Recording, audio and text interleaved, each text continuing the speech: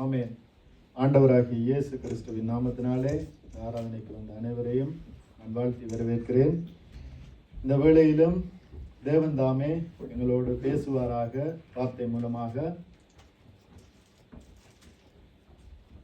ஆண்டவருடைய வார்த்தை சொல்லுகிறது, என்னை அல்லாமல் உங்களால் ஒன்றும் செய்ய கூடாது என்று சொல்லி. ஆண்டவர் இல்லாமல் எங்களாலே ஒன்றும் செய்ய கூடாது. இப்ப ஆண்டவர் சொல்லுகிறார், தானே திராட்சை செடி என்று சொல்லி, நாங்கள் கொடிகள் என்று சொல்லி. அப்ப அந்த கொடிகள் அந்த திராட்சை செடி இல்லாமல் அந்த கொடியால் பழத்தை கொடுக்க முடியாது, கனியை கொடுக்க முடியாது என்று பார்க்கிறோம். ஏனென்றால் அந்த செடியின் இடத்தில்தான் வேர் இருக்கிறது என்று பார்க்கிறோம். அப்ப அதான் வார்த்தை சொல்லுகிறது, ஈசா என்னும் அடிமரத்திலிருந்து ஒரு கிளை தோன்றி செழிக்கும் என்று சொல்லி. அப்படியாக அந்த ஈசா என்னும் அடிமரத்திலிருந்து தோன்றிய அந்த செடியின் கொடிகளாக நாங்கள் இருக்கிறோம். அப்ப நாங்கள் ஆண்டவர் இல்லாமல் ஏதாவது காரியத்தை நாங்கள் செய்ய வேண்டுமாக இருந்தால் நாங்கள் முயற்சி செய்வோம், ஆனால் அது எங்களுக்கு சித்திப்பதில்லை என்று நாங்கள் பார்க்கிறோம். அப்ப ஆண்டவருடைய உதவியோடு ஆண்டவருடைய சித்தத்தின்படியாய் நாங்கள் எல்லா காரியத்தையும் செய்ய வேண்டியவர்களாக இருக்கின்றோம். நாங்கள் எடுத்துக்கொள்வோம் யோவான் 15வது அதிகாரம், அதிலே முதல் 5வது வசனத்தை. நானே திராட்சை செடி, நீங்கள் கொடிகள். ஒருவன் என்னிலும் நான் அவனிலும் நிலைத்திருந்தால் அவன் மிகுந்த கனிகளை கொடுப்பான். என்னை அல்லாமல் உங்களால் ஒன்றும் செய்யக்கூடாது. ஆமென். ஒருவன் என்னிலும் நான் அவனிலும் நிலைத்திருந்தால் அவன் மிகுந்த கனி கொடுப்பான். என்னை அல்லாமல் உங்களால் ஒன்றும் செய்யக்கூடாது என்று சொல்லி வார்த்தை சொல்லுகிறது. அப்படியாக இருந்தால் நாங்கள் தேவனுடைய உதவியோடு தேவனுடைய சித்தத்தின்படியாய் நடக்க வேண்டியவர்களாக இருக்கின்றோம். இப்ப நல்ல நிலம் என்று உவமையை ஆண்டவர் சொல்லுகிறார். நல்ல நிலம், நல்ல நிலத்திலே விழுகிற விதைகள் 100 தினையாக 60 தினையாக 30 தினையாக பலன் கொடுக்கிறது என்று பார்க்கிறோம். அப்படியாக நாங்கள் நல்ல நிலமாக எங்களுடைய உள்ளத்தை இப்படியாக வைத்திருக்க வேண்டும். அந்த உள்ளத்திலே தேவனுடைய வார்த்தை விழுந்து அந்த வார்த்தை இப்படியாக 100 மடங்காக பலன் தருகிறதாக இருக்கின்றது என்று பார்க்கிறோம். இந்த வேதத்திலே நாங்கள் அநேகரை பார்த்தோமாக இருந்தால் தேவனுடைய உதவியோடு காரியங்களை செய்தார்கள். அவர்களுக்கு காரியம் கைகூடி வந்தது. பெரிய ராஜ மேன்மையை அடைந்தார்கள். சிங்க கெவியில் இருந்து இப்படியாக தப்புவிக்கப்பட்டார்கள். அக்கினி சூளையில் இருந்து தப்புவிக்கப்பட்டார்கள் என்று. அப்படித்தான் தேவனுடைய பிள்ளைகளாகிய நாங்கள் இந்த காலத்திலே வாழுகிற நாங்களும் தேவனுடைய உதவியோடு தான் எல்லாவற்றிலும் இருந்து நாங்கள் தப்புவிக்கப்பட வேண்டும் என்று பார்க்கிறோம். பிரியமானவர்களே, தேவனுடைய உதவி இல்லாமல் எங்களால் ஒன்றும் செய்யக்கூடாது என்று சொல்லப்படுகிறது. ஏனென்றால் அந்த கொடி எப்படி அந்த செடியினுடைய உதவி இல்லாமல் ஒரு கனியை கொடுக்க முடியாதோ, அப்படித்தான் நாங்களும் எங்களுடைய தேவனுடைய உதவி இல்லாமல் நாங்கள் ஒன்றுமே செய்ய முடியாது. இப்ப அத்தி பழத்திலே நாங்கள் திராட்சை பழத்தை அறுக்க முடியாது. திராட்சை செடியிலே நாங்கள் அத்தி பழத்தை பெற முடியாது என்று பார்க்கிறோம். அப்படியாக ஆண்டவர்களே நிலைத்திருந்தால் நாங்கள் மிகுந்த கனிகளை கொடுப்போம் என்று சொல்லப்படுகிறது. அப்படியாக ஆண்டவர்களே நிலைத்திருந்த மனுஷர்கள் எப்படி நன்மைகளை பெற்றுக்கொண்டார்கள், அவர்கள் எப்படி வெற்றியை பெற்றுக்கொண்டார்கள் என்று நாங்கள் பார்க்க போகிறோம். நாங்கள் எடுத்துக்கொள்வோம் சங்கீத புஸ்தகம், அதிலே 18வது சங்கீதத்தை எடுத்துக்கொள்வோம்.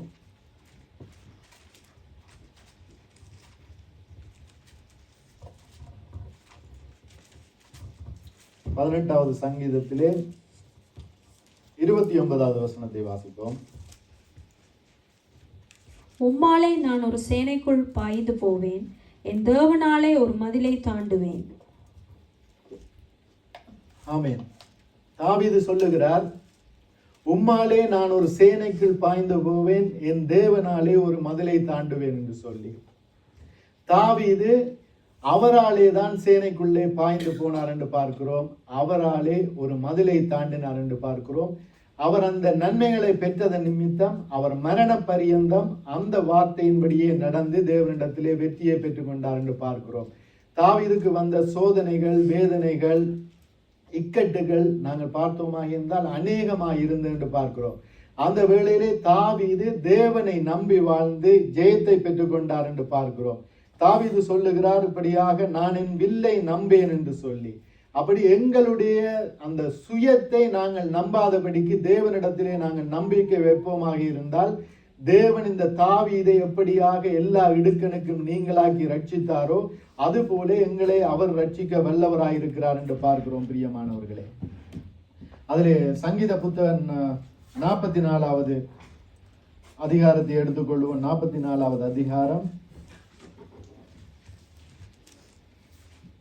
தாவீது சொல்லுகிறார், அதில் 6வது வசனத்தை வாசிப்போம்.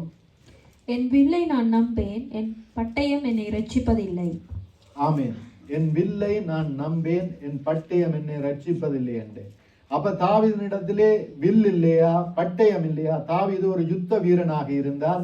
தாவீது எல்லாவற்றையும் வைத்திருந்தார். ஆனால் அந்த வில்லை நம்பவில்லை, அந்த பட்டயத்தை நம்பவில்லை. தேவனையே நம்பி இருந்தார் என்று பார்க்கிறோம். தேவனை நம்பி இருந்தபடியால் அவருடைய பட்டயத்தினாலே ரட்சிப்பை கொடுத்தார், அவருடைய வில்லினாலே ரட்சிப்பை கொடுத்தார். அப்படித்தான் எங்களுடைய வாழ்க்கையிலே, எங்களுடைய சூழ்நிலையிலே எங்களுக்கு எல்லாம் இருப்பது போல தெரியும், எல்லா வசதி வாய்ப்புகளும் இருப்பது போல தெரியும். ஆனால் நாங்கள் அதை நம்பக்கூடாது. தேவனிடத்திலே நம்பிக்கையா இருக்கின்ற வேளையிலே அவர் எல்லாவற்றையும் வாய்க்க பண்ணுகிறவராய் இருக்கிறார். அதுதான் தாவீது சொல்லுகிறார், தன்னுடைய வில்லை நம்பேன், தன்னுடைய பட்டயத்தை நம்பேன் என்று, தேவன் மீது நம்பிக்கையாயிருப்பேன் என்று சொல்லி. அது தாவீதினுடைய காலத்திலே மட்டுமல்ல, இந்த காலத்திலும் எங்களுடைய வாழ்க்கையிலும் அதுதான் உண்மையாக இருக்கிறது. பிரியமானவர்களே, அதிலே நாங்கள் 5வது வசனத்தை வாசிப்போம். அதே அதிகாரத்திலே, உம்மாலே எங்கள் சத்துருக்களை கீழே விழத்தாக்கி எங்களுக்கு விரோதமாய் எழும்புறவர்களை உம்முடைய நாமத்தினால் மிதிப்போம். ஆமென். அவர் சொல்லுகிறார், தன்னுடைய தேவனாலே சத்துருக்களை கீழே விழத்தாக்கி எங்களுக்கு விரோதமாய் எழும்புகிறவர்களை உம்முடைய நாமத்தினாலே மிதித்து போடுவோம் என்று சொல்லி. எவ்வளவு பெரிய ஒரு விசுவாச வீரனாக இருக்கிறார் என்று பார்க்கிறோம். ஏனென்றால் அவருக்கு தெரியும் தன்னுடைய சுயத்தினாலே ஒன்றும் செய்ய முடியாது என்று சொல்லி, அவர் அனுபவ ரீதியாய் அவர் கற்றுக்கொண்டவராய் இருக்கிறார் என்று பார்க்கிறோம். அவர் சிறு வயது முதற்கொண்டு தேவன் மீது நம்பிக்கையாய் இருந்தவர் என்று பார்க்கிறோம். சிறு வயதிலே அவருக்கு ஆதரவாக இல்லை, ஒரு சிறு கூட்டமாகிய மந்தையை மேய்த்தவராக இருந்தார், ஆட்டை மேய்த்தவராக இருந்தார். அந்த காட்டு பகுதிகளுக்கு அவருடைய தந்தையார், அவருடைய சகோதரர்கள் எல்லோரும் இவரை தனிமையாக அந்த ஆடுகளோடு அனுப்பினவர்களாக இருந்தார்கள். அவர்களுக்கு தெரியும் காட்டிலே சிங்கம் இருக்கும், காட்டிலே இப்படியாக கரடி இருக்கும், கொடிய மிருகங்கள் இருக்கும் என்று தெரியும். ஆனாலும் தாவீதை இப்படியாக அவர்கள் அனுப்பினார்கள் என்று பார்க்கிறோம். இப்ப உதாரணத்துக்கு எங்களுடைய பிள்ளைகளை ஒரு மூத்த மகனோ இளைய மகனோ அது காரியம் அல்ல. ஒரு பிள்ளையை நாங்கள் ஒரு காட்டிலே சிங்கம் இருக்கிற காட்டுக்குள்ளே ஆடுகளோடு அனுப்புவோமா என்றால் இல்லை. ஒரு கரடி உள்ள காடுகளுக்குள்ளே தனியாக அனுப்புவோம் என்று பார்த்தோமாக இல்லை. ஆனால் அந்த தாவீது சிறுவனாக இருந்த வேளையிலும் அந்த தந்தையார், தாயார், இப்படியாக சகோதரர்கள் அவரை தனிமையாக அனுப்பினார்கள் என்று பார்க்கிறோம். அந்த வேளையிலே தாவீதுக்கு இருந்த ஒரே ஒரு துணை சிறு வயது முதற்கொண்டு அந்த தேவனாக இருந்தார். அந்த தேவனாக இருந்தது நிமித்தம் அந்த பயப்படக்கூடிய ஒரு சூழ்நிலையிலே அந்த காட்டு பகுதியிலே போகின்ற வேளையிலும் தேவனை நம்பினவராக இருந்தார். தன்னுடைய வில்லை நம்பாதவராய் இருந்தார், தன்னுடைய பட்டயத்தை நம்பாதவராய் இருந்தது நிமித்தமாக தேவன் அவருக்கு ரட்சிப்பை கொடுத்தார். அந்த கரடியை முறியடிக்கும்படியான ஒரு சத்துவத்தை கொடுத்தார், சிங்கத்தை கொல்லும்படியான ஒரு சத்துவத்தை அந்த தாவீதுக்கு கொடுத்தார் என்று பார்க்கிறோம். பிரியமானவர்களே, இந்த காலத்திலும் எங்களுக்கும் அப்படிப்பட்ட சத்துவம் தான் தேவை. எங்களுடைய வில்லை, எங்களுடைய வாழ்க்கையில இருக்கிற சூழ்நிலையை, வாழ்க்கையில இருக்கிற உயர்வுகளை, எங்களுக்கு ஆதரவாய் இருக்கிற மனிதர்களை, அதிகாரிகளை நம்பாமல் தேவனிடத்திலே நம்பி இப்படியாக நாங்கள் செல்லுகின்ற வேளையிலே தாவீதுக்கு எப்படி ரட்சிப்பை கட்டளையிட்டாரோ அதே ரட்சிப்பை எங்களுக்கு அவர் கட்டளையிட வல்லவராக இருக்கிறார் என்று பார்க்கிறோம். பிரியமானவர்களே, அவர் கட்டளையிடுகிறவராய் இருக்கிறார். அப்ப அவராலே ஒரு சேனைக்குள் பாய காத்திருக்கிறவர்களாய் நாங்கள் இருக்கிறோம். ஏனென்றால் எங்களுடைய வாழ்க்கையும் அப்படியாகத்தான் இருக்கிறது. அநேக கட்டங்களை தாண்டி, அநேக சோதனைகளை தாண்டி அப்படியாக நாங்கள் ஜெயம் எடுக்க வேண்டியவர்களாக இருக்கின்றோம். அப்ப தேவனுக்காக நாங்கள் காத்திருந்தோமாக இருந்தால், தேவன் ஒரு வழியை திறந்தாராக இருந்தால், நாங்கள் அதுக்குள்ளாக பிரவேசிக்க வேண்டியவர்களாக இருக்கின்றோம். தேவன் ஒரு வழியை அடைத்தாராக இருந்தால் அந்த வழிக்காக அடைத்த வழியை நாங்கள் வேறு வழியாக திறந்து நாங்கள் பிரவேசிக்க முயற்சி செய்யக்கூடாது. தேவன் வழியை அடைத்தால் நாங்கள் பிரவேசிக்க முற்படக்கூடாது. தேவன் வழியை திறந்தால் நாங்கள் தாமதிக்க கூடாது. அந்த வழியாக நாங்கள் இப்படியாக பிரவேசித்தே தான் ஆக வேண்டும் என்று பார்க்கிறோம். அது எங்களுடைய ஊழிய பாதையாக இருக்கட்டும், எங்களுடைய தனிப்பட்ட குடும்ப வாழ்க்கையாக, உலக பிரகாரமான வாழ்க்கையாக இருந்தாலும் தேவனை நம்பி வாழ்ந்து தேவன் வழிகளை திறக்கிற நேரம் நாங்கள் அதற்குள்ளாய் பிரவேசிக்க வேண்டும். ஏனென்றால் மனுஷனுடைய ஒரு காரியம் இருக்கிறது. மனுஷன் பல நேரங்களிலே ஒரு கிறுக்கனாக இருப்பான். தேவன் திறந்தாலும் அதற்குள்ளே பிரவேசிக்க மாட்டான். தேவன் அடைத்தால் இதென்ன நாங்கள் ட்ரை பண்ணி பார்ப்போம் என்று சொல்லி தேவன் அடைத்த வழிகளுக்குள்ளாக நாங்கள் பிரவேசிக்க முற்படுகிறவர்களாக இருக்கின்றோம். அப்படியாக இல்லை. ஏனென்றால் தேவன் ஒரு வழியை திறந்தால் கட்டாயமாக நாங்கள் ஒன்றுக்கும் யோசிக்க கூடாது. அதற்கு 10 தடவை யோசித்து 10 பேரிடத்திலே ஆலோசனை கேட்டு ஒன்றுமே செய்யக்கூடாது. நாங்கள் உடனடியாக அந்த வழியேக்குள்ளாக பிரவேசிக்க வேண்டியவர்களாக இருக்கின்றோம் பிரியமானவர்களே. அப்படியாக கர்த்தருக்கு காத்திருக்கிற மனுஷன் இப்படியாக அந்த வழியாக பிரவேசித்தே ஆக வேண்டும். இப்ப நாங்கள் பார்த்தோமா இருந்தால் வழிகள் 2 உண்டு. ஒன்று ஜீவ வழிகளாக இருக்கிறது, மற்ற ஒன்று மரண வழிகளாக இருக்கின்றது. அப்ப நாங்கள் ஜீவ வழி எதுவென்று தேவனுக்கு காத்திருந்து தேவனுடைய வார்த்தையின்படியாக இப்படியாக வார்த்தைக்கு செவி கொடுத்து அதற்குள்ளாய் பிரவேசிக்க வேண்டியவர்களாக இருக்கின்றோம் பிரியமானவர்களே. இதுல நாங்கள் சங்கீதம் 40வது அதிகாரத்தை எடுத்துக்கொள்வோம். சங்கீதம் 40வது அதிகாரம் 1வது வசனத்திலிருந்து 3வது வசனம் வரைக்கும் நாங்கள் வாசிப்போம். கர்த்தருக்காக பொறுமையுடன் காத்திருந்தேன். அவர் என்னிடமாய் சாய்ந்து என் கூப்பிடுதலை கேட்டார். பயங்கரமான குழியிலும் உளையான சேற்றிலும் இருந்து என்னை தூக்கி எடுத்து என் கால்களை கன்மலையில் நிறுத்தி என் அடிகளை உறுதிப்படுத்தி தமது தேவனை துதிக்கும் புதுப்பாட்டை அவர் என் வாயிலே கொடுத்தார். அநேகர் அதை கண்டு பயந்து கர்த்தரை நம்புவார்கள். ஆமேன். கர்த்தருக்காய் பொறுமையுடன் காத்திருந்தேன் என்று சொல்லி இப்படியாக சங்கீதக்காரன் சொல்லுகிறார். பொறுமையாக காத்திருந்த வேளையிலே அவர் என்னிடமாய் சாய்ந்து என் கூப்பிடுதலை கேட்டார் என்று சொல்லி. ஏனென்றால் தேவனுக்காக பொறுமையுடன் காத்திருக்கின்ற வேளையிலே அவர் எங்கள் பக்கமாக சாய்கிறவராயிருக்கிறார். ஏனென்றால் அந்த தாவீது பொறுமையாக காத்திருந்தார் என்று பார்க்கிறோம். ராஜ்ய பாரம் தாவீதுக்கு கொடுக்கப்பட்ட ஆகிவிட்டது என்று சொல்லி அந்த ராஜாவாக சாமுவேலினால் அபிஷேகம் பண்ணப்படுகிறார். ஆனால் ராஜ்ய பாரம் உடனே கொடுக்கப்படவில்லை. அநேக வருடங்கள் இப்படியாக ஓடி திரிந்தார். காடு மலை குன்றுகள் என்று சொல்லி வேறு தேசத்து ராஜாக்கள் மத்தியிலே இப்படியாக திரிந்து ஒரு ராஜாவாக போகிற ஒரு மனிதன் வேறு ஒரு தேசத்தை எதிரி நாட்டு ராஜாவுக்கு முன்பதாக பைத்தியக்காரன் போல கூட நடித்தார் என்று பார்க்கிறோம். நுரை கக்கினவர் போல பைத்தியமாக நடித்தார் என்று பார்க்கிறோம். அப்படியாக அவர் தேவனுக்குள்ளே காத்திருந்தார் என்று பார்க்கிறோம். ஏனென்றால் தேவனுக்காய் காத்திருக்கிறவர்கள் ஒருபோதும் வெட்கப்பட்டு போவதில்லை என்று இந்த தாவீதுக்கு தெரியும். அதுக்காக அவர் 1 வருஷம் அல்ல, 2 வருஷம் அல்ல, அநேக வருஷங்கள் இப்படியாக தேவனுக்காய் காத்திருந்தார் என்று பார்க்கிறோம். அப்படியாக காத்திருந்த வேளையிலே அந்த தேவன் இப்படியாக தாவீதை பார்த்தார். என்னுடைய மகன், என்னுடைய இருதயத்துக்கு பிரியமானவன், நான் காத்திரு என்று சொன்ன வேளையிலே காத்திருக்கிறான். நீ எழுந்து காரியத்தை நடப்பி என்று சொல்லுகின்ற வேளையிலே காரியத்தை நடப்பிக்கின்றான்.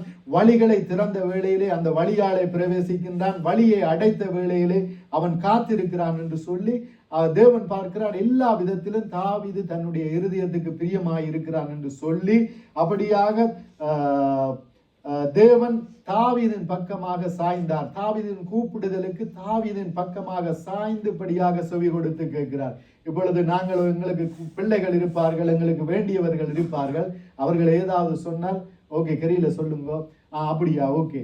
ஆனால் ஒரு பிள்ளை ஒன்றை சொல்லும் போது அவனிடத்திலே சாய்ந்து ஒரு அன்பாக செல்லமாக அவனுடைய கூப்பிடுதலை கேட்டு என்ன வேண்டும் என்று கேட்பதற்கும் ஒரு வித்தியாசம் உண்டு. அப்படியாக தாவீதினிடத்திலே கர்த்தர் சாய்ந்தாராம். சாய்ந்து படியாக அவருடைய வேண்டுதலை கேட்டார் என்று சொல்லப்படுகிறது. பயங்கரமான குழியிலும் உளையான சேற்றிலும் இருந்து என்னை தூக்கி எடுத்து என் கால்களை கன்மலையின் மேல் நிறுத்தி என் அடிகளை உறுதிப்படுத்தினார் என்று சொல்லி. ஏனென்றால் அந்த இடத்திலே பயங்கரமான குழிகளிலும் பயங்கரமான சுரங்கங்கள் இப்படியாக குகைகள் வெளியே ஒளித்து திரிந்த தாவீதுக்கு இப்படியாக தாவீதினுடைய அடிகளை உறுதிப்படுத்தினாராம்.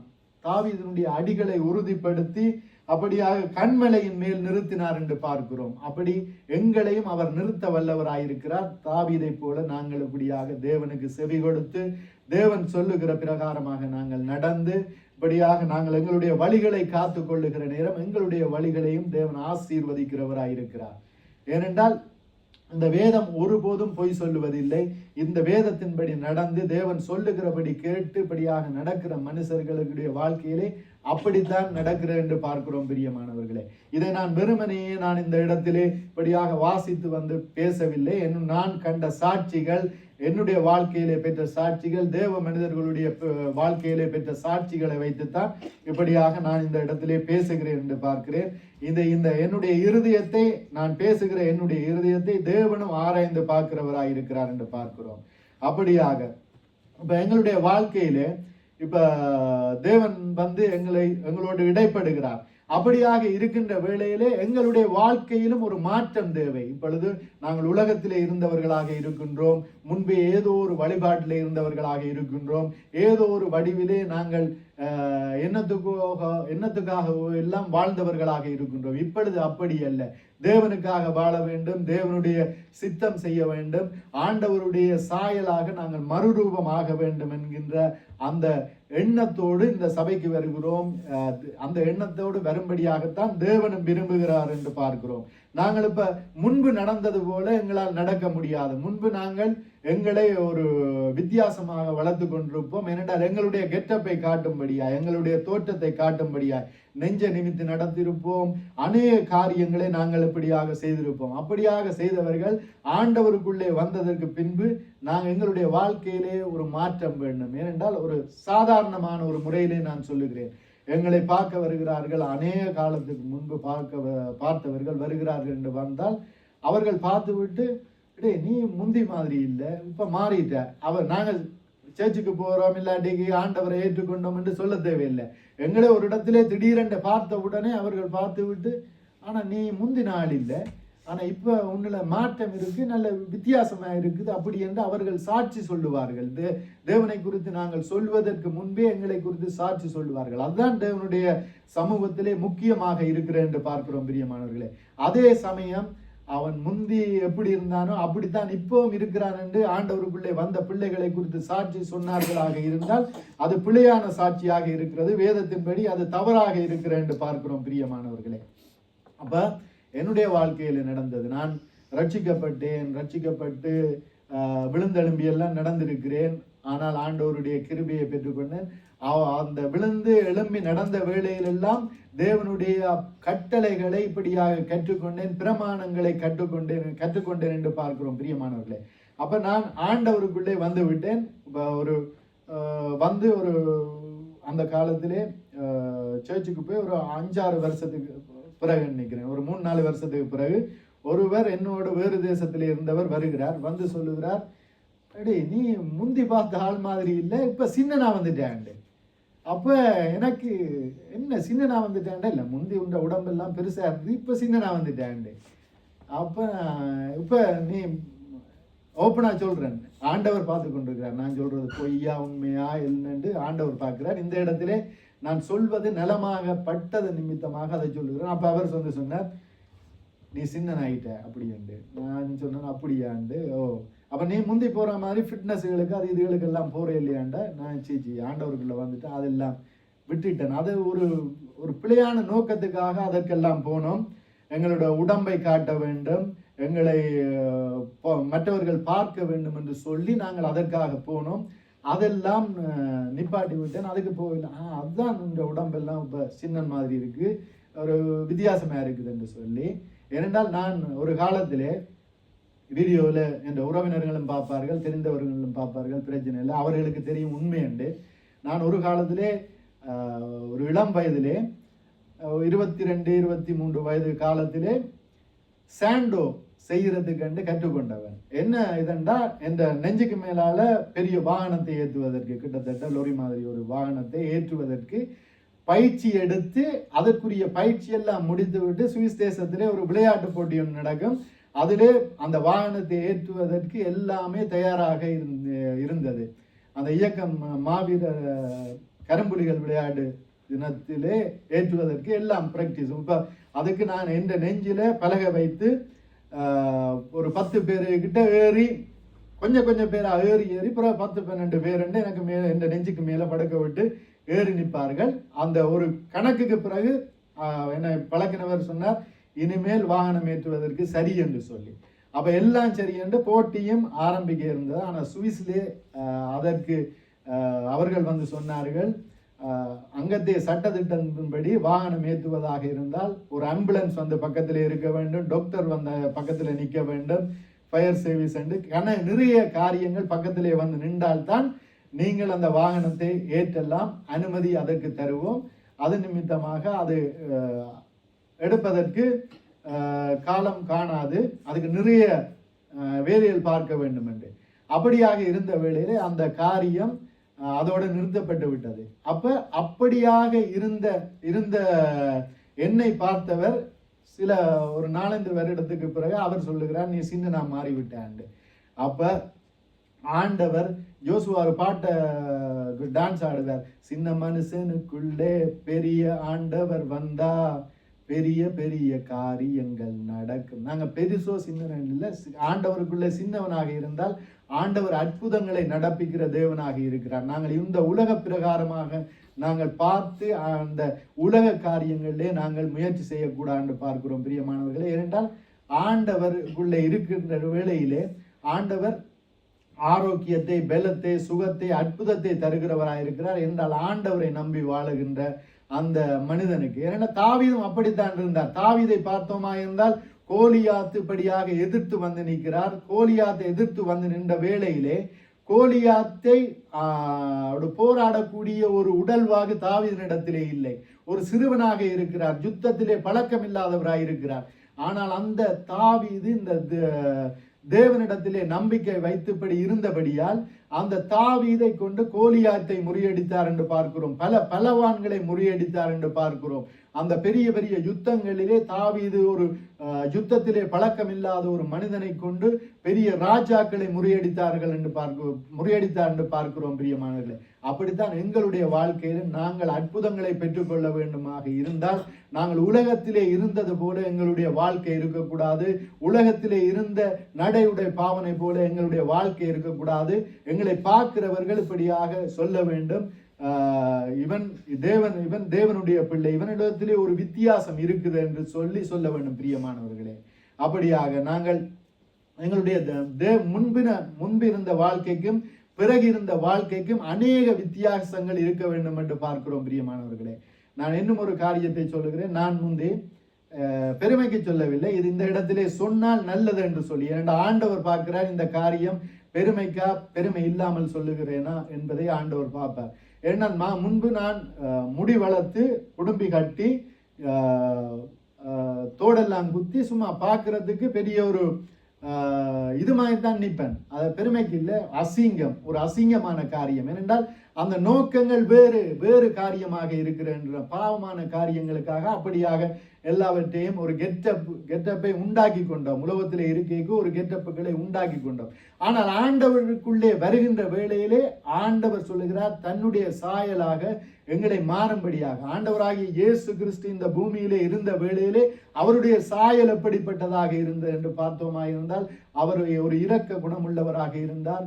அவரை பார்த்தவர்கள் அவரிடத்திலே ஒரு தெய்வீக குணம் இருக்குது என்பதை உணர்ந்து கொண்டார்கள் என்று பார்க்கிறோம் பிரியமானவர்களே. அவருடைய சாயல் அப்படியான சாயலாக நாங்கள் மாற வேண்டுமாக இருந்தால் எங்களுடைய வாழ்க்கையிலே நடை, உடை, பாவனை எல்லாவற்றிலும் மாற்றம் வேண்டும் என்று பார்க்கிறோம். ஏனென்றால் எங்களுடைய வாழ்க்கையிலே நாங்கள் ரட்சிக்கப்பட்ட வேளையிலே ரட்சிக்கப்பட்டு வந்தது பின்பதாக எங்களுடைய நடை, உடை, பாவனையிலே எங்களுடைய வாழ்க்கையிலே மாற்றத்தை கொண்டு வந்தோம். அது ஒரு வாலிபர்களுக்கோ மூத்தவர்களுக்கோ இளைஞர்களுக்கோ எல்லோருக்கும் ஒரு மாதிரியாக இருந்தது. ஒரு எங்களை பார்த்து கற்றுக்கொண்டவர்களாக இருந்தார்கள் என்று பார்க்கிறோம் பிரியமானவர்களே. அதுதான் தாவீது சொல்லுகிறார், கர்த்தருக்கு பயப்படுதல் இன்னதென்று நான் உங்களுக்கு கற்றுத்தருவேன், என்னிடத்திலே வந்து செவி கொடுங்கள் என்று சொல்லி அந்த தாவீது சொல்லுகிறவராய் இருக்கிறார் என்று பார்க்கிறோம் பிரியமானவர்களே.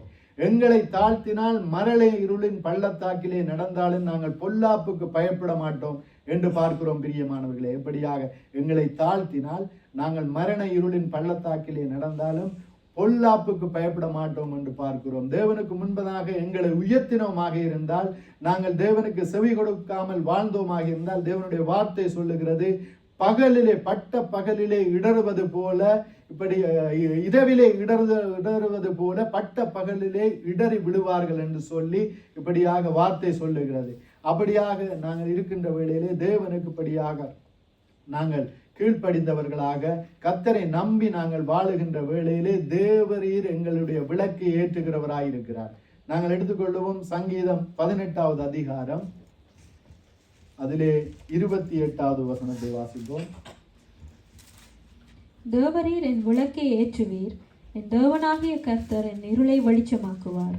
ஆமென். தேவரீர் ஆண்டவரே எங்களுடைய விளக்கை ஏற்றுகிறவராயிருக்கிறார், ஆண்டவரே எங்களுடைய இருளை வெளிச்சமாக்குகிறவராயிருக்கிறார் என்று பார்க்கிறோம் பிரியமானவர்களே. அப்படியாக இருக்கின்ற வேளையிலே நாங்கள் கர்த்தரை நம்பி வாழ வேண்டியவர்களாக இருக்கின்றோம்.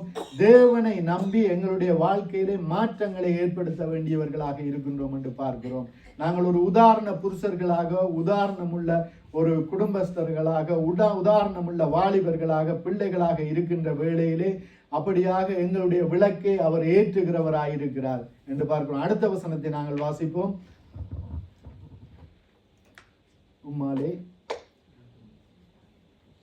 உம்மாலே நான் ஒரு சேனைக்குள் பாய்ந்து போவேன், என் தேவனாலே ஒரு மதிலை தாண்டுவேன். ஆமென். அப்படியாக தேவனுடைய வார்த்தைக்கு கீழ்ப்படிந்து படியாக செவி கொடுத்து நடக்கிற வேளையிலே அவராலே நாங்கள் ஒரு சேனைக்குள்ளே பாய்ந்து போவோம், அவராலே ஒரு மதிலை தாண்டுவோம் என்று பார்க்கிறோம். எங்களுடைய வாழ்க்கையிலே நாங்கள் இந்த வாழ்க்கை பயணத்திலே ரட்சிப்பின் பாதையிலே நடக்கின்ற வேளையிலே ஒரு சேனைக்குள்ளே, அவராலே ஒரு சேனைக்குள்ளே பாயக்கூடியதான பிரச்சனைகளை கடந்து போக வேண்டும். அநேக காரியங்களை ஊழிய பாதையிலும் சரி, எங்களுடைய சொந்த காரியங்களிலும் கடந்து போக வேண்டியவர்களாக இருக்கின்றோம் பிரியமானவர்கள். அதற்கு நாங்கள் ஒன்றே ஒன்று, இந்த தாவீதை போல தேவனை சார்ந்திருக்கும் வேளையிலே தேவன் தாவீதை எப்படி வழிநடத்தினாரோ அதே போல எங்களையும் வழிநடத்துகிறவராயிருக்கிறார். அந்த தாவீது யுத்தத்திலே பயிற்சி செய்தவர் இல்லை. ஒரு குறிப்பிட்ட நேரத்திலே போய் யுத்தத்தை பார்த்து அதை கற்றுக்கொண்டவரும் இல்லை. அவர் சாதாரண வாழ்க்கையிலே ஒரு கெட்டப்பிள்ளோ ஒரு கவனோடு போவார். ஏதாவது சிறு மிருகங்கள் வந்து அதை தாக்க வரும்போது அதை கலைக்க வேண்டும், பறவைகளை கலைக்க வேண்டும், ஏதோ ஒரு காரியத்துக்காக ஒரு சிறு காரியத்தை இப்படியாக கற்றுக்கொண்டார் தேவைக்கேற்ப. அதுபோல எங்களுடைய வாழ்க்கையிலும் தேவைக்கேற்ப காரியங்களை நாங்கள் இப்படியாக எங்களுடைய வாழ்க்கைக்கு தேவையான காரியங்களை செய்து தேவனை பின்பற்றி இப்படியாக நாங்கள் நடக்கின்ற வேளையிலே தேவன் இந்த தாவீதுக்கு எப்படியான ரட்சிப்பை கொடுத்தாரோ, அவருடைய வாழ்க்கையிலே எப்படி விளக்கை ஏற்றினாரோ, இருளை வெளிச்சமாக்கினாரோ, அதே போல எங்களுடைய வாழ்க்கையிலும் அவரை நடப்பிக்க வல்லவராயிருக்கிறார் என்று பார்க்கிறோம். நாங்கள் 30வது வசனத்தை வாசிப்போம். தேவனுடைய வழி உத்தமமானது, கர்த்தருடைய வசனம் புடமிடப்பட்டது, தம்மை நம்புகிற அனைவருக்கும் அவர் கேடகமாயிருக்கிறார். ஆமென். தேவனுடைய வழி உத்தமமானதாம். அந்த உத்தமமான வழியிலே தேவன் நடக்க சொல்லி, தேவனுடைய பிள்ளைகளை நடக்க சொல்லி இப்படியாக பிரியப்படுகிறார். கர்த்தருடைய வசனம் புடமிடப்பட்டதாம்.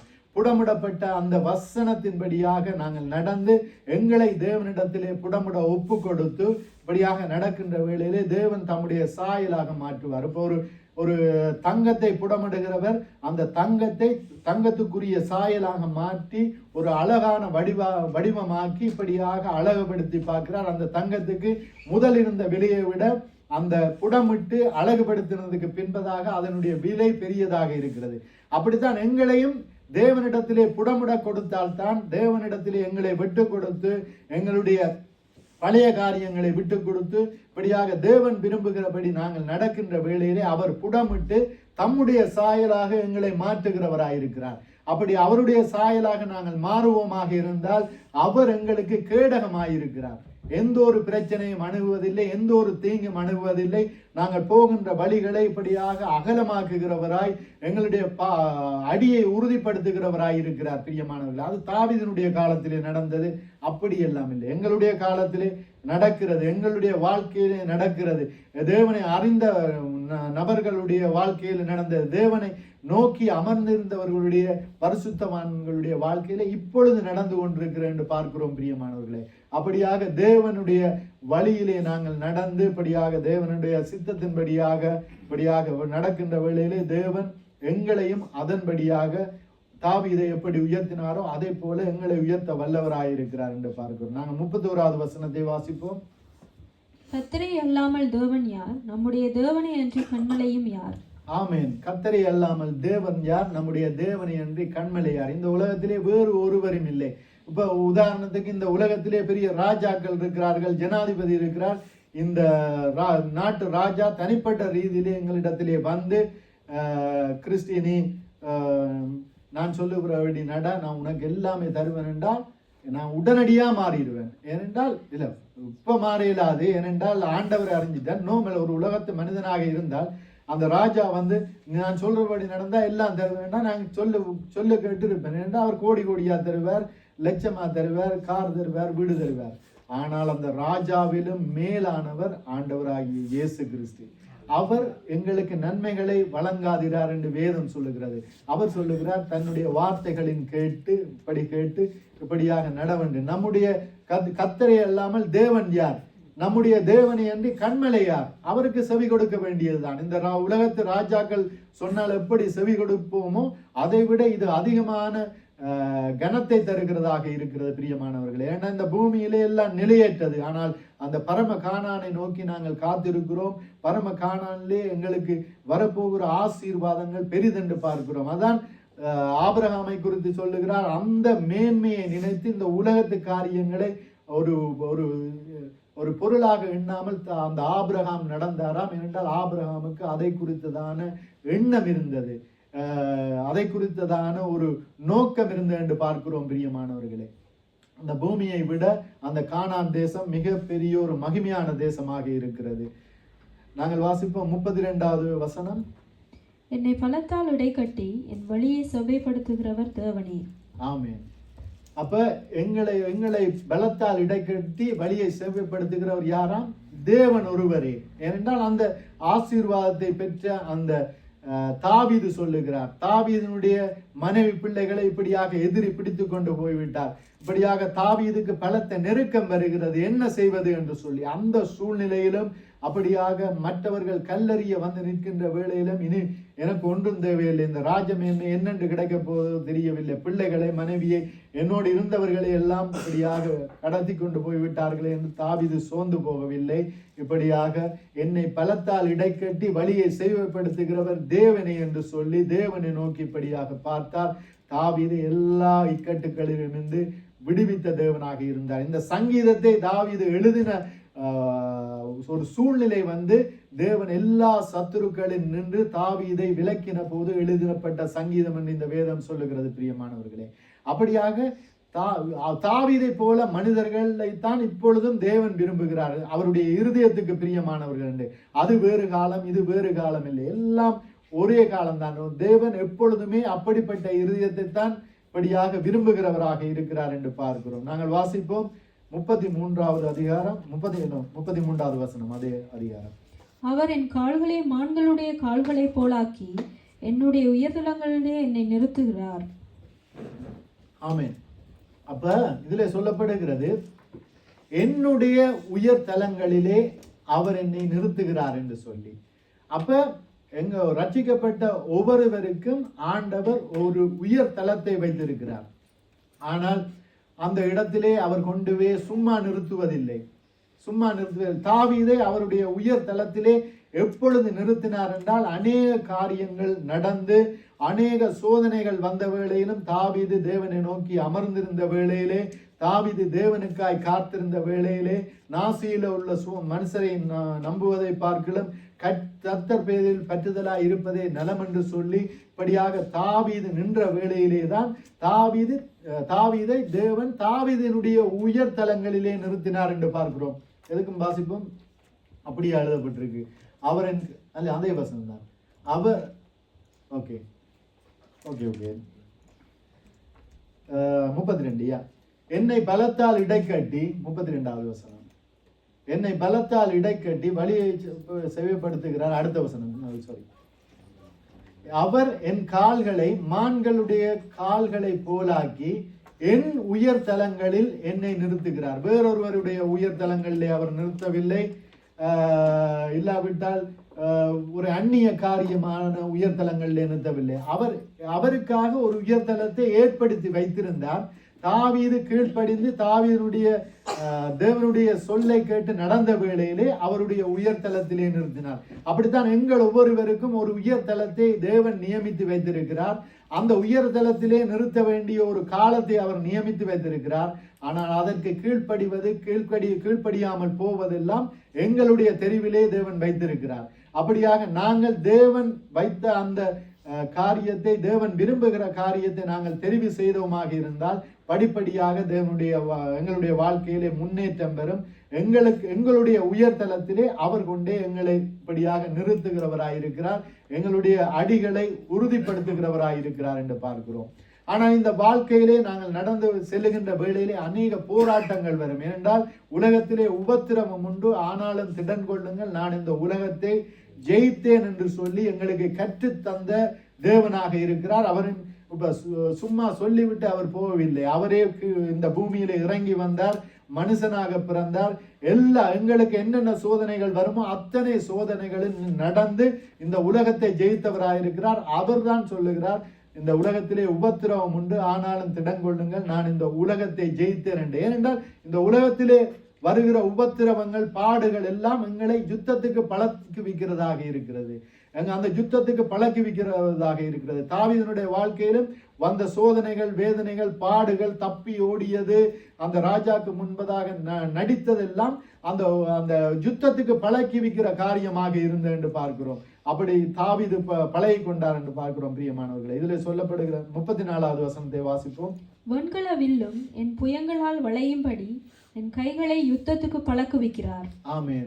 எந்த ஒரு ஆயுதமும் தாவீதுக்கு விரோதமாய் வர முடியாது என்று சொல்லி தாவீது படிச்சது. வெண்கல வில்லும் கூட என்னுடைய புயங்களாலே வளையும், என் கைகளை யுத்தத்துக்கு பழக்கி வைக்கிறார் என்று சொல்லி, அப்படியான ஒரு எண்ணம் எங்களுக்கு தேவை. ஏன் இந்த பாடுகள், சோதனைகள் வருகிறது என்றால் எங்களை யுத்தத்துக்கு பழக்கி வைக்கிறார். எந்த ஒரு ஆயுதம் வந்தாலும் அது வளைந்து போகும், முறிந்து போகும், அதெல்லாம் இல்லாமல் போகும் என்று சொல்லி இந்த தாவீது இப்படியாக அறிக்கை இடுகிறவராக இருக்கிறார் என்று பார்க்கிறோம். 35வது வசனத்தை வாசிப்போம். உம்முடைய இரட்சிப்பின் கேடகத்தையும் எனக்கு தந்தீர், உம்முடைய வலது கரம் என்னை தாங்குகிறது, உம்முடைய காருண்யம் என்னை பெரியவனாக்கும். ஆமென். அவருடைய வலது கரம் அவரை தாவீதை தாங்குகிறதா? தேவனுடைய சொற்படி நடக்கிறவர்களை வலது கரம் தாங்குகிறதாக இருக்கிறது. பிரியமானவர்களே, எத்தனை பேர் உங்களுடைய வாழ்க்கையிலே அந்த வலது கரம் தாங்குகிற அனுபவத்தை பெற்றிருப்பீர்கள்? அப்படியாக தேவன் வலது கரத்தால் தாங்குகிறவராய் இருக்கிறார் என்று பார்க்கிறோம். இதிலே சொல்லப்படுகிறது, உம்முடைய காருண்யம் என்னை பெரியவனாக்கும். இப்ப உலகத்து மனிதர்கள் சொல்லுகிறார், என்ன நீ சின்ன ஆள் போல இருக்கிறாய், என்ன ஒரு கலகலப்பில்லை, ஒரு பெரிய ஒரு கெட்டப் இல்லை, ஒன்றுமில்லை, ஒரு சாதாரண ஆள் போல இருக்கிற, என்ன இதெல்லாம் விட்டறிஞ்சிட்டு நீ பழையபடி உலகத்துக்குள்ள வாழ்ந்து உலகம் இழுக்கும். அப்படி அல்ல, அவருடைய காருண்யம் எங்களை பெரியவனாக்கும் என்று சொல்லப்படுகிறது. இந்த தாவீது அப்படித்தான். தாவீது வந்த சோதனைகள், போராட்டங்கள் எல்லாவற்றையும் விட்டு தேவனை விட்டு அவர் போகவில்லை, தேவனிடத்திலே இருந்தார். தேவனுடைய ஆலயத்தை வாஞ்சித்தார் என்று பார்க்கிறோம். கர்த்தருடைய ஆலயத்துக்கு போகும் வாருங்கள் என்று சொன்னவுடன் என்னுடைய ஆத்மா கம்பீரித்தது என்று சொல்லப்படுகிறார். அந்த விஷயத்திலே தான் அந்த தாவீது கம்பீரிக்கிறார். வேறு ஒரு காரியத்திலேயும் பெருமை கொள்ளவில்லை. தேவனுடைய ஆலயத்தை குறித்து ஒரு பெருமை இருந்தது. தேவன், இந்த வானத்தையும் பூமியையும் படைத்த தேவன், அவரிடத்தில் அவருடைய பிள்ளையாக இருக்கிறேன், அவரே சாட்சி கொடுத்திருக்கிறார், என்னுடைய இருதயத்துக்கு பிரியமானவன் என்று சொல்லி, அப்படியாக இருக்கின்ற வேளையிலே அவருடைய சாட்சிக்கு ஏற்றதாக நாங்கள் வாழ வேண்டும் என்று. அப்படித்தான் எங்களுடைய வாழ்க்கையிலும் அந்த ஆண்டவர் சொல்லுகிறார், அந்த சீசர்களை இப்படியாக ஞானஸ்நானம் கொடுத்து ஊழியத்துக்கு அனுப்புகின்ற வேளையிலே நீங்கள் புறப்பட்டு போய் சகல ஜாதிகளையும் சீசராக்கி பிதா, குமாரன், பரிசுத்த ஆவியின் பெயரிலே நான் ஞானஸ்தானம் கொடுத்து அவர்களை சீசராக்குங்கள், உலக முடிவு பரியந்தம் நீங்கள் எனக்கு சாட்சிகளாக இருக்க வேண்டும் என்று. அவருக்கு சாட்சிகளாக இருக்க வேண்டும் என்று அவர் எங்களை ஒவ்வொருவரையும் இப்படியாக விரும்புகிறார். அவருடைய சாட்சிகளாக இருந்தால் அவருடைய சாயலாக இருக்க வேண்டும். எங்களுடைய வாழ்க்கையிலே விட முடியாத காரியங்கள் ஏதாவது இருந்தால் நாங்கள் விட்டு விட வேண்டும். நாங்கள் உலகத்து மனுஷரும் அல்ல, பழைய மனுஷர்களும் அல்ல. பழைய காரியங்கள் வேறு, பழைய காரியங்கள் வேறு காரியங்களாக இருக்கிறது. அந்த காரியங்களோடு தேவனுடைய சமூகத்திலே நாங்கள் நிற்க முடியாது. ஏனென்றால் எங்களிடத்திலே தேவன் மாற்றத்தை விரும்புகிறவராயிருக்கிறார் என்று பார்க்கிறோம் பிரியமானவர்களே. பழைய காலத்திலே நாங்கள் வீணான பேச்சுக்களை பேசியிருப்போம், வீணான கதைகளை கதைத்திருப்போம், அப்படி அசிங்கமான பேச்சுக்களை பேசியிருப்போம். தேவனுடைய வீட்டிலே வந்து தேவனுடைய சபையிலே வந்து ரட்சிப்புக்குள்ளே வந்ததுக்கு பின்பு நாங்கள் அப்படியே இருந்தோமா இருந்தால் எங்களை பார்க்கிறவர்கள் அட உன்னை எப்படி பார்த்தோனோ அப்படியே இருக்கிற இப்போ அப்படி என்று சொல்லுவார்கள். அது சாட்சி அல்ல. எப்படி பார்த்தோமோ அப்படியே இருக்கிறா என்பது சாட்சி அல்ல. எப்படி பார்த்தோம் இப்படி இருக்கிற உன்னில நல்ல மாற்றம் இருக்குது என்று சொல்லி தேவனுடைய நாமத்தை மகிமைப்படுத்தக்கூடிய சாட்சி அவர்களுடைய வாயிலிருந்து எங்களை நோக்கி வர வேண்டும் பிரியமானவர்களே. அப்படியாக இருக்கின்ற வேளையிலே தான் தேவன் எங்களை ஆசீர்வதிக்கிறவராக இருக்கிறார். நாங்கள் 36வது வசனத்தை வாசிப்போம். என் கால்களை வழுவாதபடிக்கு நான் நடக்கிற வழியை அகலமாக்கினீர். ஆமென். தாவீது ஒரு காலத்திலே நடக்கிற வழி தெரியாமல் சருகலான பாதையிலே நடந்தார். எங்கு போனாலும் சவுல் திரட்டி கொண்டு வாரார். இப்படியாக சவுலினுடைய சேனைகள் வருகிறது. எங்கு போனாலும் காட்டி கொடுக்கிறவர்கள் இருக்கிறார்கள். அப்படியாக இருந்த வேளையிலே தான் தாவீது எல்லா சத்துருக்களுக்கு நீங்களாக்கி ரட்சிக்கப்பட்ட பிறகு இப்படியாக சொல்லுகிறார், என் கால்கள் வலுவாதபடிக்கு நான் நடக்கிற வழியை அகலமாக்கினீர் என்று. ஏனென்றால் தாவீதினுடைய வாழ்க்கையிலே அந்த சத்துரு இல்லாத எல்லா சத்துருகளுக்கும் நீங்களாக்கி இப்படியாக விடுவித்ததற்கு பின்பதாக இந்த தாவீது சொல்லுகிறார், என் கால்கள் வலுவாதபடிக்கு நான் நடக்கிற வழியை அகலமாக்கினீர் என்று. அப்படி தேவன் ஆக்குறதுக்காக தாவீது என்ன செய்தார் என்றால், இந்த தேவனுக்கு கீழ்ப்படிந்திருந்தார், தேவனுடைய சித்தத்தின்படி நடந்தார், தேவனுடைய சாயலாக மாறினார், தேவனுடைய சாயலாக அப்படியாக மாறினார் என்று பார்க்கிறோம். ஏனென்றால் இந்த தாவீது எப்பொழுதும் தேவனிடத்திலே வாஞ்சியா இருந்தார் என்று பார்க்கிறோம். ஆலயத்தை வாஞ்சித்தார். அப்படியான ஒரு தேவனுடைய மகனாக இருந்தார் என்று பார்க்கிறோம் பிரியமானவர்களே. இதிலே 37வது வசனத்தை வாசிப்போம். என் சத்துருக்களை பின்தொடர்ந்து அவர்களை பிடிப்பேன், அவர்களை நிர்மூலமாக்கும் வரைக்கும் திரும்பேன். ஆமென். என் சத்துருக்களை பின்தொடர்ந்து அவர்களை பிடித்தேன், அவர்களை நிர்மூலமாக்கும் வரை நான் திரும்பவில்லை என்று சொல்லி வசனம் சொல்லுகிறது பிரியமானவர்களே. இந்த காலத்திலே வாழுகின்ற எங்களுக்கு யார் சத்துரு? அடிதடியோட வாராங்களா, தடியோட வாராங்களா? இல்லை, எங்களுடைய மாமிசத்தின் கிரியைகள் சத்துருவாக இருக்கிறது பிரியமானவர்களே. எங்களுடைய பிடிவாதம் சத்துருவாக இருக்கிறது. எங்களுடைய சாட்சி இல்லாத வாழ்க்கை சத்துருவாக இருக்கிறது. இப்ப உலகத்தில் இருக்கும் போது வேறு வேறு நோக்கத்துக்காக யாராவது சொல்ல முடியுமா? உலகத்திலே இருக்கும் வேளையிலே நான் அதை கற்றுக்கொண்டேன், இதை கற்றுக்கொண்டேன், எல்லாம் ஒரு பக்தி விருதுக்காக கற்றுக்கொண்டேன் என்று யாராவது சொல்ல முடியுமா? அநேக காரியங்களிலே தீமையான காரியங்களும் தீமையான நோக்கங்களும் இருக்கிறது. அந்த நோக்கத்துக்காக கற்றுக்கொண்ட காரியங்கள், அப்படியான காரியங்களை தேவனுக்குள்ளே வந்ததற்கு பின்பதாக நாங்கள் வைத்திருந்தோமாக இருந்தால் அந்த சத்துருவை நாங்கள் தோற்கடிக்கவில்லை, சத்துருவை நிர்மூலமாக்கவில்லை.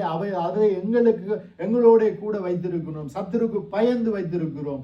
என்றால் இந்த உலகத்து காரியம், இந்த உலகத்திலே பார்க்கிறவர்கள் என்ன இப்படி மாறிட்ட, அல்லேலூயா கூட்டமா என்ன இப்படி மாறிட்ட, பைபிளோட தெரிகிற என்ன ரோட்ல பார்த்தா யாருக்கோ ஜபிச்சு கொண்டிருக்கிற, என்ன பழைய பஞ்சாங்கம் மாதிரி இருக்கிறான்னு கேட்டுருவார்கள் என்று சொல்லி எங்களுடைய கெட்டப்ப மாட்டாம அப்படியே வைத்திருந்தால் அது தேவனுக்கு பிரியமான வாழ்க்கை இல்லை. சாட்சி என்பது நாங்கள் இப்படியாக ரட்சிக்கப்படுவதற்கு முன்பு இருந்தது போல இருப்பதில்லை. அப்படியாக எங்களுடைய வாழ்க்கையிலே மாற்றம் வேண்டும். எங்களை பார்த்தவுடன் ஒரு பக்தி வைராக்கியம் வர வேண்டும், ஒரு பக்தி மற்றவர்களுக்கு வர வேண்டும். அப்படியாக நாங்கள் எங்களுடைய வாழ்க்கையிலே வாழ வேண்டும் பிரியமானவர்களே. அப்படி வாழுகின்ற வேளையிலே இப்படி தாவீதை எப்படி தேவன் எல்லா சத்துருக்களுக்கும் நீங்களாக்கி ரட்சித்தாரோ, இப்படியாக வழி நடத்தினாரோ, அப்படியாக எங்களை வழி நடத்துகிறவராயிருக்கிறார். தாவீது சொன்னது போல எங்களுடைய வில்லையோ பட்டயத்தையோ நாங்கள் நம்பக்கூடாது. எங்களுடைய இப்பொழுது இருக்கிற சூழ்நிலைகளை, எங்களுடைய பலத்தை, எங்களுடைய நம்பிக்கைகளை, இப்படியாக எங்களுடைய உயர்வுகளை நாங்கள் நம்பக்கூடாது.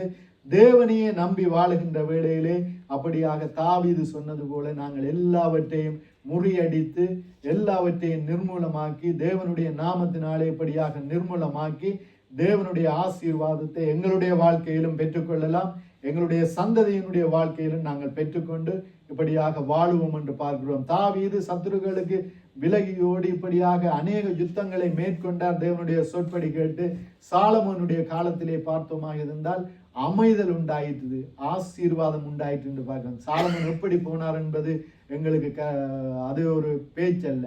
ஆனால் தாவீதினுடைய அந்த கூலி, இப்ப வேலையால் கூலிக்கு பாத்திரராக இருக்கிறார். நாங்கள் தேவனுக்காக வேலை செய்து தேவனுக்காக சாட்சியாய் வாழ்ந்தோமாக இருந்தால் தேவன் தருகிற கூலியை எதிர்பார்க்கலாம். தேவன் தருகிற கூலிதான் அந்த சாலமோனுடைய காலத்திலே யுத்தம் இல்லாமல் இருந்தது. அந்த சாலமோன் தேவாலயத்தை கட்டினார் என்று பார்க்கிறோம்.